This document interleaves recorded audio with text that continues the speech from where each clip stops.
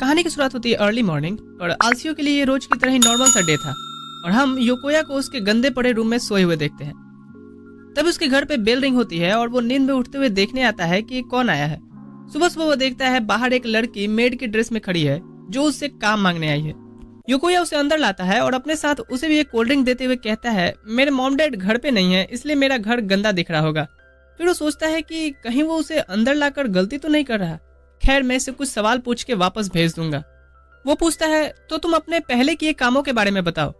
वो मेड कहती है कि मैं पहले बिना फ्लाइट के ऊपर का टिकट काटने का काम करती थी अपने मास्टर के लिए, वही मास्टर जिन्होंने मुझे यहाँ रेफर किया है। योकोया कहता है तुम मजाक कर रही हो ना, पर वो घबरा जाता है ये जान करके कि ये सही में पहले असैसिनेशन का काम करती थी। फिर वो उससे पूछता है कि तुम्हारे जो मास्टर थे इसके पहले उनका मेरे साथ क्या रिलेशन है जो उन्होंने तुम्हें मेरे पास भेजा है। वो मेड योकोया को रिश्ता जुड़ाने लगती है जो सुनकर के रिश्तों में कितनी गहराई हो सकती हैं ये योकोया को एहसास हो जाता है और वो उसे बीच में ही रोकते हुए कहता है ठीक है मैं समझ गया, मैं एक स्ट्रेंजर ही कहलाऊंगा। तभी वो घबरा जाता है कि इसे बीच में रोकने पे ये गुस्सा ना हो जाए। फिर वो टॉपिक चेंज करता है ये पूछते हुए कि तुम्हारी स्पेशलिटी क्या है असैसिनेशन में। वो मेड उसकी मंजूरी से उसके बैकयार्ड में आती है और चाकू निकाल एक बैक फ्लिप मारते हुए सामने के पेड़ पे फेंकती है जो जाके एक सीधे लाइन में धंस जाते हैं। फिर वो बताती है कि अक्सर मैं ऐसे नहीं थ्रो करती अपने टारगेट पे, सिर्फ ये दिखाने के लिए था। योकोया का तो यहाँ भौचक्का निकल गया था। वो सोचता है कि मैं ऐसे चलते फिरते थ्रोइंग मशीन को काम पे तो नहीं रख सकता। वो कहता है कि मुझे माफ करना पर मुझे किसी तरह की असैसिनेशन सर्विस नहीं चाहिए और न ही मैं उन्हें जानता हूँ जिसने तुम्हें यहाँ भेजा है। वो मेड कहती है कि ठीक है मैं समझ गई और योकोया के घर से जाने लगती है। इधर योकोया राहत की सांस लेता है कि अच्छा हुआ कि वो कुछ काट के नहीं ले गई। तभी उसका ध्यान नीचे गिरे किसी चीज पे जाता है और इधर हम दूसरी तरफ वो मेड को देखते हैं जो सोचते हुए जा रही होती है कि अब वो क्या करे। वो मुड़कर देखती है कि शायद योकोया उसके पीछे आ रहा है पर वो उसका भ्रम था। वो रेलवे लाइन क्रॉस करती है तभी पीछे से योकोया उसे मिस सर्वेंट कह के आवाज दे रहा था कि तुम्हारी ये चीज छूट गई है। वो मेड मुड़ती है देखने तो योकोया की तरफ तेजी से एक ट्रक बढ़ रही थी जिससे उसका अभी रीइंकार्नेशन हो जाता, पर राइटर ऐसे नहीं चाहता था और वो लड़की उसे जंप करके बचा लेती है। वो उसे पूछती है कि तुम ठीक तो हो ना। योकोया हाँ करता है और थैंक्स भी कहता है। यहाँ वो लड़की कहती है कि मैंने पहली बार किसी की जान लेने की जगह बचाई है और वो सोचती है कि मेरा दिल इतना तेजी से धड़कता हुआ क्यों महसूस हो रहा है। योकोया यहाँ से उसका बेल वापस करता है जिसे लेकर के वो थैंक्स कह के फिर जाने लगती है। यहाँ योकोया फिर अपना माइंड चेंज करता है और उसे साफ सफाई के काम पे रखने का डिसाइड करता है। घर आके मेड अपने तहखाने से सारे औजार निकाल के कहती है तो बताओ किसे साफ करना है। योकोया कहता है अरे रुको, साफ करने से मेरा मतलब किसी को असैसिनेट करने का नहीं है। वो बताता है कि तुम्हें इन सभी पड़े गार्बेजेस को साफ करना है। वो मेड कहती है ओह तो इनमें जरूर डेड बॉडीज होंगी। योकोया कहता है कि तुम एक सेकंड के लिए मार काट वाले थॉट से बाहर निकलोगी। वो मेड कहती है ठीक है तो तुम्हारी बताई अगर काम को मैं करूंगी तो तुम मुझे जॉब पे रखोगे। योकोया हाँ करता है और सोचता है कि इसने मेरी जान बचाई है और ये बुरी इंसान भी नहीं लगती, इसे एक मौका तो देना ही चाहिए। सीन शिफ्ट होता है जहाँ योकोया आकर देखता है कि इसे घर का काम करने तो बिल्कुल नहीं आता, हाथ में टूटी हुई झाड़ू और सर पे उल्टी बाल्टी। वो लड़की योकोया को देख कहती है कि माफ करना मैं ये अभी साफ करती हूँ, पर वो फिसल के गिरने वाली होती है पर बैक फ्लिप मार के बच जाती है। पर बाल्टी उसकी शोभा बढ़ाने पे तुला हुआ था। वो फिर से इस शर्मिंदगी के लिए माफी मांगती है और कहती है कि मुझे नहीं लगता कि मैं ये सभी चीजें कर पाऊंगी। योकोया उसके सर से बाल्टी हटाते हुए कहता है कि दरअसल मैं ही तुम्हें वो काम दे रहा था जो तुम्हें नहीं आता। कोई बात नहीं, हम साथ में साफ करते हैं, तुम मेरी मदद करना जिससे तुम सीख जाओगी। 1 घंटे बाद लिविंग रूम चमकने लगा था और योकोया उसका थैंक्स करता है उसकी हेल्प करने के लिए। इसके बाद वो टाइम देखता है तो अभी खाना भी बनाना था। वो मेड से पूछता है कि क्या तुम्हें खाना बनाना आता है, पर वो मेड कहती है कि नहीं। योकोया कहता है कोई बात नहीं, मैं क्या बनाना है ये सोच लिया है, तुम जाके तब तक फ्रेश हो लो। इधर नहाते हुए मेड सोच रही होती है योकोया के बारे में कि ये सभी मास्टरों में से अलग है। इधर योकोया बैठे हुए कहता है कि मैं एक second year high school student हूँ जो अपने मॉम डैड से अलग रहता है, जिसके घर पे एक मेड आई हुई है जो एक असैसिन है। पर मैं अभी इस बात से घबरा रहा हूँ कि अगर वो नहा के टॉवल में ही बाहर आ जाए तो मैं क्या करूंगा। तभी वो मेड फुल ड्रेस में बाहर आकर उससे थैंक्स कहती है पहले नहाने देने के लिए और योकोया का किस्मत में निकलता है बेटर लक नेक्स्ट टाइम। इसके बाद वो डिनर रेडी कर रहे थे और योकोया कहता है कि अपने आप को फोर्स मत करना गोभी काटने में। वो मेड गोभी उठाती है और उसे छोटे छोटे पीसेस में काट देती है। योकोया अपनी बनाई हुई डिश के बारे में बताता है कि इसे टोनकात्सु कहते हैं, तुमने खाया है क्या पहले। वो मेड कहती है कि मैं डिशेस को सिर्फ जिंदा रखने वाले एलिमेंट्स की तरह देखती हूँ, मैं अगर खाई भी होंगी तो मुझे इसका टेस्ट याद नहीं होगा। योकोया कहता है क्या बात कर रही हो, एक बार तुम जब ये टोनकात्सु खाओगी तो कभी नहीं भूलोगी। और मैं ये शहर के फेमस काटसूदा दुकान से लेके आया हूँ। फिर वो 2 प्लेट में निकालता है और एक प्लेट उसे देते हुए पूछता है, वैसे तुम्हारा नाम क्या है मिस सर्वेंट? वो मेड कहती है कि मेरा कोई नाम नहीं है, मेरे हर मास्टर मुझे अलग अलग नाम से बुलाते थे, आप भी मुझे कोई अपना नाम दे सकते हैं मास्टर योकोया। योकोया कहता है कि ठीक है, मैं सोच के रखूंगा, अभी के लिए मैं मिस सर्वेंट ही बुलाऊंगा। इसके बाद वो खाने बैठते हैं, जहाँ पहला निवाला लेते ही योकोया पूछता है, ये कैसा है? मिस सर्वेंट को अपनी पास्ट लाइफ का ट्रॉमा आने लगते हैं, पर वो उससे बाहर निकलते हुए कहती है कि हाँ, ये सही में काफी अच्छा है, और सोचती है कि मुझे उस एक्सीडेंट से लेकर के बाथ लेने तक और अभी डिनर करते हुए भी काफी वार्म फीलिंग आ रही है। योकोया कहता है कि मैंने ऊपर के फ्लोर के रूम को तुम्हारे लिए रेडी कर दिया है, तुम उसे अपना ही रूम समझ सकती हो, और अगर कोई दिक्कत हो तो बताना। मिस सर्वेंट अपने पास्ट को याद करती है, जब वो खून में लथपथ थी और उसका मास्टर कह रहा होता है कि तुम्हारा शरीर बर्फ के जैसा सफेद है और उसके जैसा ही ठंडा भी, जिसका मतलब होता है क्रूएल होना। इधर योकोया नोटिस करता है कि वो बिना सॉस के ही खा रही होती है, तो उसे देख करके साथ में ट्राई करने बोलता है, और जब मिस सर्वेंट सॉस के साथ टोनकात्सु खाती है तो उसे ये काफी ज्यादा टेस्टी लगता है। हाँ, सर्वेंट को सॉस पसंद है। सीन शिफ्ट होता है मिडनाइट पर। मिडनाइट सीन क्यों? अच्छा, क्योंकि योकोया को बुरे सपने आ रहे थे। वो पसीने पसीने होकर उठता है और कुछ खाने फ्रिज की तरफ बढ़ता है, जहाँ आकर वो देखता है तो मिस सर्वेंट सॉस खा रही होती है। दोनों थोड़ी देर तो एक दूसरे को देखते हैं, फिर मिस सर्वेंट उसे माफी मांगती है, तो योकोया कहता है कि कोई बात नहीं, भूख तो मुझे भी लगती है रात में। फिर वो ट्रे में कुछ खाने का सामान लाता है और कहता है चलो साथ में खाते हैं। खाना खत्म करने के बाद मिस सर्वेंट पूछती है कि क्या तुम कोई डरावना सपना देख रहे थे? ये बात सुन योकोया हैरान था। मिस सर्वेंट बताती है कि जब मैं किचन की तरफ आ रही थी तो तुम्हारे कमरे से आवाज आ रही थी, मैं अंदर आकर देखी तो तुम कुछ कहते हुए रो रहे थे। योकोया कहता है कि ये काफी एम्बेरसिंग है, क्या तुमने सुना मैं क्या कह रहा था? मिस सर्वेंट कहती है कि हाँ, तुम कई बार अपनी मॉम को आवाज दे रहे थे। इससे तो अब योकोया और ज्यादा एम्बेरस होने लगता है। तभी मिस सर्वेंट कहती है, आज पहली बार मुझे भी कोई अलग तरह का सपना आया, उस टोनकात्सु सॉस का, जो मुझसे बात करते हुए कह रहा था कि मैं इतना बड़ा हूँ कि तुम्हारे चाटने से कभी खत्म नहीं होऊंगा। पर जैसे ही मैं उसकी तरफ बढ़ी, मेरी नींद खुल गई और पहली बार मैं डरावने सपने से अलग हटके कुछ देखी थी, जिसे मैं जगना नहीं चाहती थी। पर तुम्हारे सपने को सुन मुझे अफसोस हो रहा है कि मैं तुम्हारे लिए कुछ नहीं कर पा रही। योकोया कहता है कि अरे ऐसी बात नहीं है, दरअसल मुझे कभी कभी ही ऐसे सपने आते हैं। हम देखते हैं योकोया की मॉम उसे डैड के पास छोड़ के चली जाती हैं। योकोया बताता है कि मैं जब भी डरावने सपने देखता था तो मॉम के गोद में सर रख के आराम से सो जाता था, पर उनके जाने के बाद से डर लगता है तन्हा सोने में जी। उसकी बातें सुन मिस सर्वेंट उसे अपने गोद में सर रख के सोने को कहती है। ये सुन योकोया मना करते हुए कहता है कि वो बचपन की बात थी। मिस सर्वेंट उदास होते हुए सोचती है कि मुझे पता था एक एसेसियन कभी किसी के खुशी का कारण नहीं बन सकती। तभी अचानक से योकोया उसके गोद में आकर लेट जाता है और कहता है कि ये काफी वार्म और आरामदायक लग रहा है। मिस सर्वेंट कहती है कि हाँ, और मेरे लिए भी, तो अब आप अच्छे से सो पाएंगे मास्टर योकोया।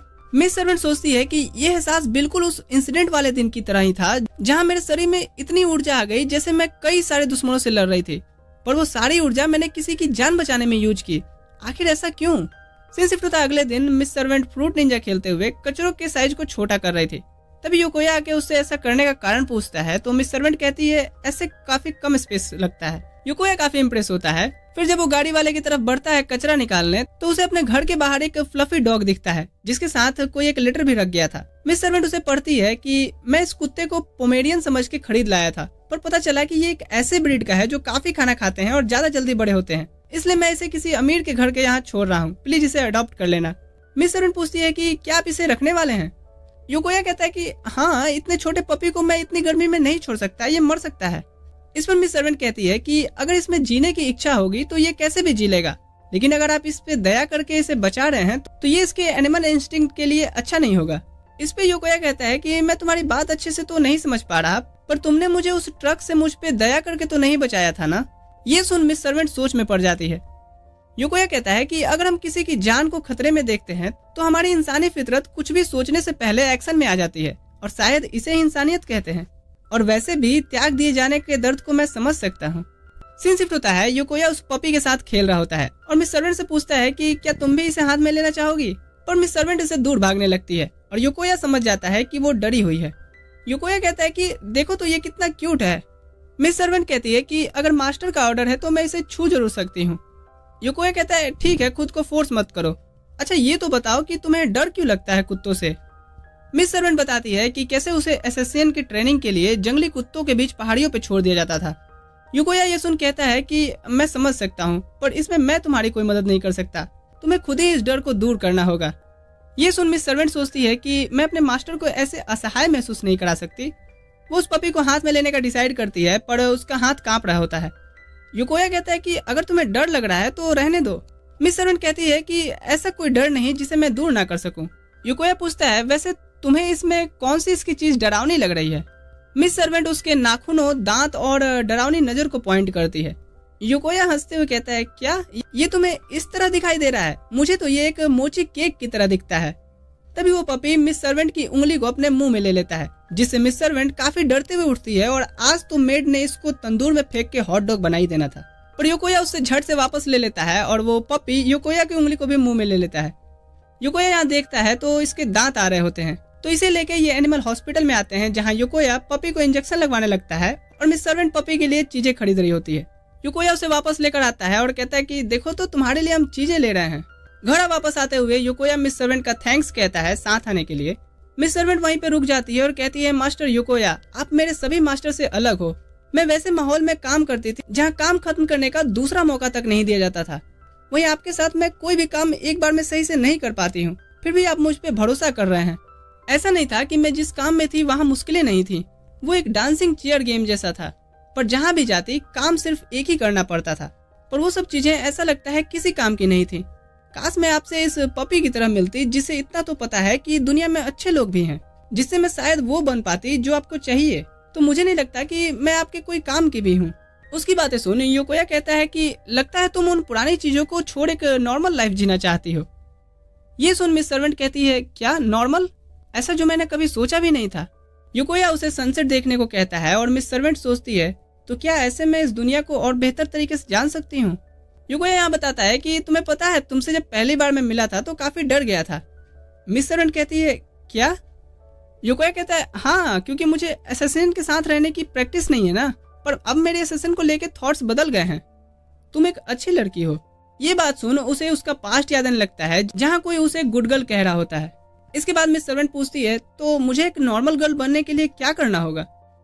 युकोया कहता है कि वैसे इसका जवाब देना तो थोड़ा मुश्किल है, पर ऐसा लगता है तुम अपनी गलतियों को लेकर चिंता में हो, और तुमने यहाँ आकर जो भी काम किए वो तुम्हारे लिए नए थे, जो तुमसे पहली बार में नहीं हुए। तो ये सभी चीजें एक नॉर्मल इंसान ही तो करता है। सीन शिफ्ट होता है अगले दिन, जहाँ युकोया का पपी मिस सर्वेंट के ठप ठप करके काटे जा रहे गोभी की आवाज से उठ के उसके पास आ जाता है। उसे ऐसे अपने पैर के पास देख मिस सर्वेंट अपना चाकू निकाल कहती है, मुझे पता था कि तुम कोई नॉर्मल डॉग नहीं हो। पर तभी वो पपी का पेट गुड़गुड़ करने लगता है और मिस सर्वेंट सोचती है, अच्छा तो इसे भूख लगी है। वो डॉग फूड में से उसे कुछ खाने को देती है, और जब वो पपी बिजी था मिस सर्वेंट ये सोचते हुए सहलाने जाती है कि शायद अब मैं नॉर्मल हो रही हूँ। तभी यहाँ युकोया आता है और ये देख कहता है कि मुझे काफी अच्छा लग रहा है कि तुम इसे खाना खिला रही हो।